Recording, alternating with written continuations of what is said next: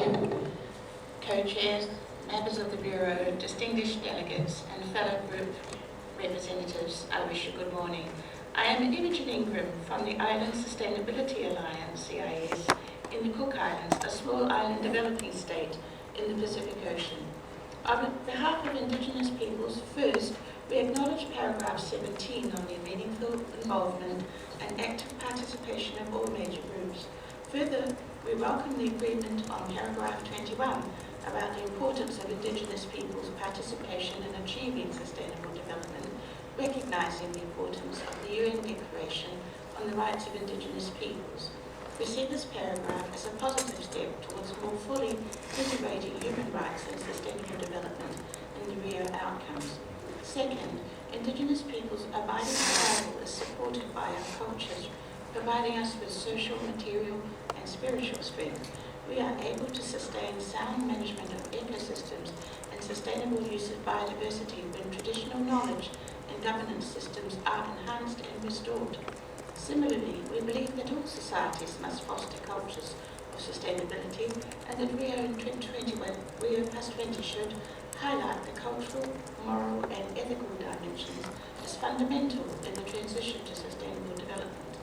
The ethos to respect nature and to take only what is necessary for subsistence and good living finds expression in Indigenous conceptions of sustainable development such as Sumak Kose and Bien Vivir.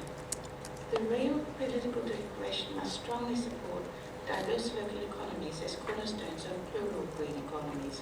To focus on a single green economy reinforces the tendency to impose top-down, one-size-fits-all development, rather than to foster economic diversity, which enhances local livelihoods and occupations, alleviates poverty, and operates using participatory decision-making and governance systems.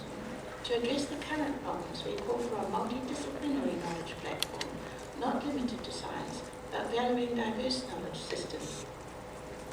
CSD 1976 describes mining as a way for sustainable economic development and poverty alleviation, but we will need to recognise that mining has resulted in the dislocation of whole communities and contamination of water, soil and air through hazardous waste, leading to adverse health impacts. For many Indigenous peoples, clean-up of contamination from past mining activities is needed to restore their lands, territories and waters. In countries with a mining sector, we call for implementation of comprehensive legal and regulatory frameworks and policies, which would significantly reduce the social and environmental impacts of large-scale commercial mining and unconventional gas activities, and the establishment of mining moratoria or no-go zones to protect critical biodiversity and food production areas, including in small islands, watersheds and Indigenous lands. CSD Press 70 on energy, including large dams, is of concern to Indigenous peoples in many parts of the world. Any promotion of renewable energy such as hydropower projects and mining-related initiatives within the lands, territories and waters of Indigenous peoples should consistently uphold the right of free, prior and informed consent, among others. In summary, we will reiterate the need for consistent application of Para 17 and 21, especially when new activities are proposed with regard to mining, energy, water, forestry and biodiversity.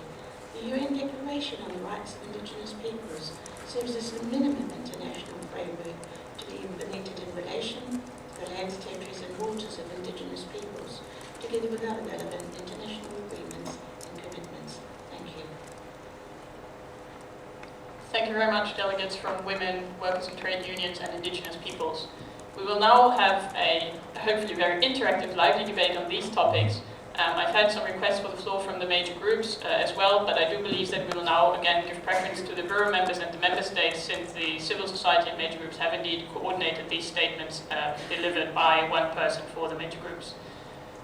Do we have any questions, comments and reactions from the Bureau and the member states? Please, Brazil, you have the floor.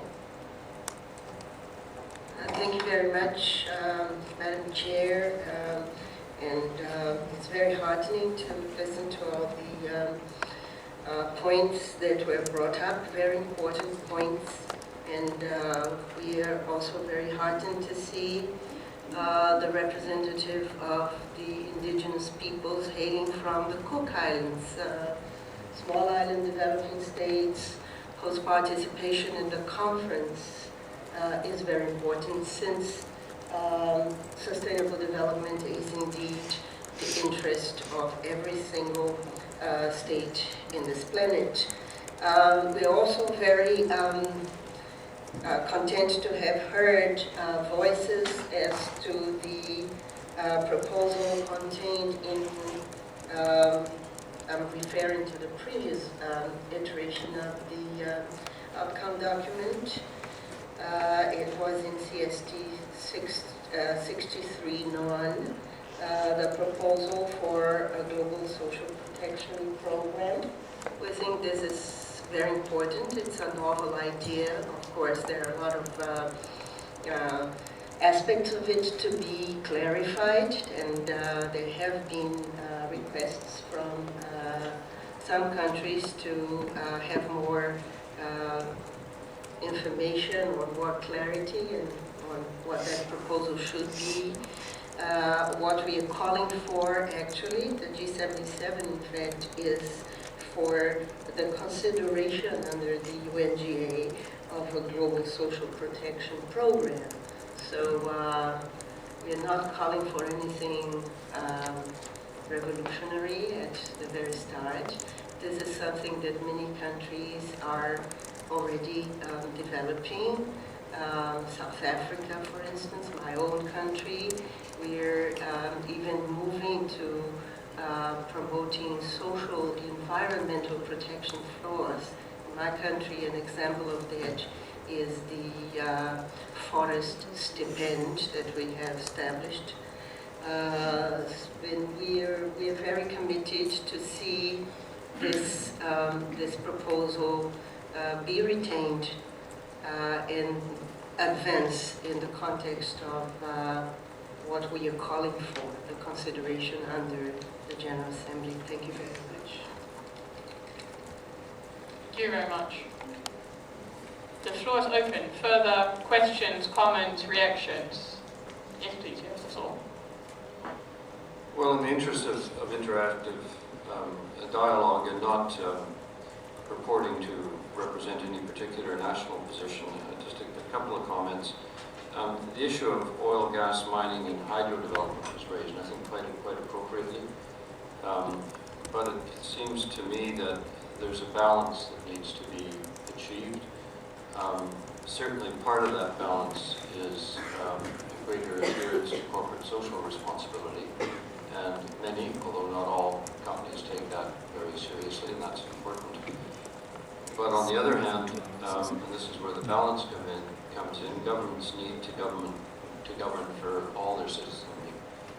And oil, gas, mining, hydro are major sources of economic growth and social progress, properly if the funding is, if the income is properly channeled and used. So I think it would be dangerous to demonize major resource development while recognizing there are serious issues related to corporate social responsibility that need to be pursued. And the other comment, again in the interest of interactive dialogue, representatives of trade unions mentioned the financial transaction tax. This is an extremely, at least in our view, complex issue. Part of the complexity is that an FTT is usually targeted for specific end uses. And there is a principle related to responsible government that the more you target income for specific expenditures, the more you reduce the flexibility of democratically elected governments to make choices as to how public money should be spent. So, at least in the case of my country, it is a matter of public tax policy, that how you tax and what you tax is almost entirely divorced in terms from how you spend it. And we think that's a very important distinction. Targeted taxes, we believe, over time build special interest groups that defend how specific monies are spent. And when a government changes, or even when a government changes its policy, it then finds it much more difficult to do so, even though it may have a democratically elected mandate from its people to make changes. So I'm not saying it's all on one side or the other side, but it is a very complex issue. It's sometimes portrayed, I think, a little as being an easy solution to many problems, but in fact the design of it is very, very complex. Thank you. Thank you. Yes, please, you have the floor. Thank you very much. A lot of very interesting and to a degree challenging comments and suggestions that we've heard.